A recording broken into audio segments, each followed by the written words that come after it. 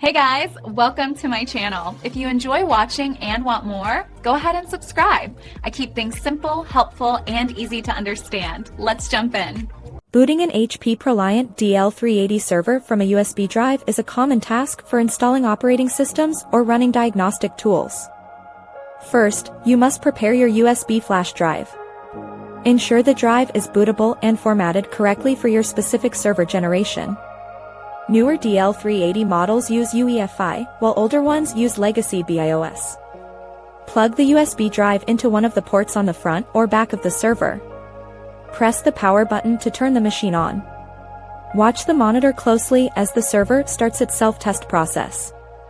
You will see several function key options appear on the bottom of the screen. Press the F11 key repeatedly when you see the prompt for the boot menu. This will open a list of all available boot devices. Use the arrow keys on your keyboard to highlight the USB drive option.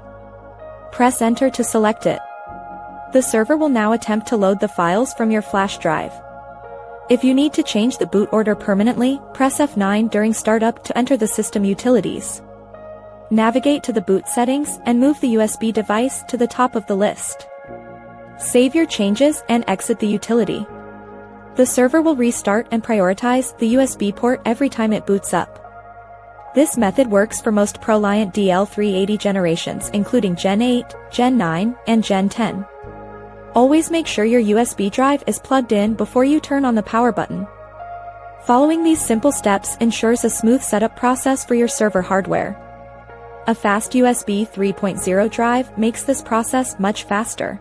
Thanks so much for watching. If you liked the video, tap the thumbs up, hit subscribe, and ring the bell so you don't miss anything new. See you next time.